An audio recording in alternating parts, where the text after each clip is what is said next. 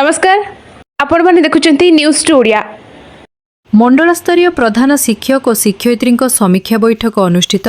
रायगढ़ जिला कल्नोर ब्लॉक अंतर्गत सरकारी उच्च माध्यमिक विद्यालय युक्त 2 विभाग जेनेरी गृह आज मंडल स्तरीय प्रधान शिक्षक और शिक्षयित्री समीक्षा बैठक अनुष्ठित हो जाइछि।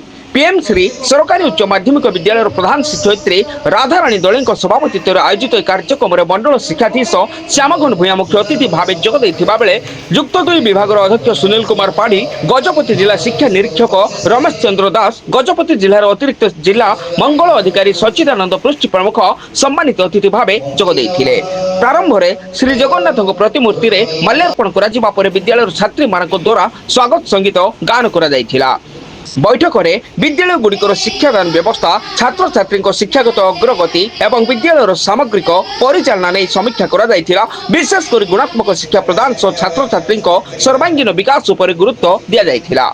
पिलामानक शिक्षा सहित सेमानक मानसिक सामाजिक और नैतिक विकास पाई विद्यालय स्तर में आवश्यक पदक्षेप नेबाकू आलोचना करा सह छात्र छात्री उपस्थान, शिक्षार मान वृद्धि और विद्यालय परिवेश को अधिक उन्नत करने नहीं मत विनिमय होइथिला।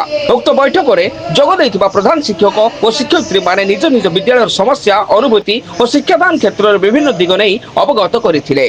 आगामी दिन में छात्र छात्री उन्नति सहित विद्यालय शिक्षा व्यवस्था को आहुरी सुदृढ़ करने उपर गुरुत्व दिया जायथिला। अध्यापक केशव दास अतिथि परिचय सह मंच परिचालना करथिले। सहकारी शिक्षक सुशांत कुमार जेना, संतोष कुमार प्रधान समेत विद्यालय समस्त शिक्षक शिक्षयित्री माने उपस्थित रही सहयोग करथिले।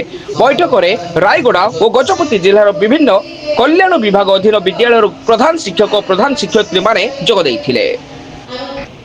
Bureau report news 2 Odia.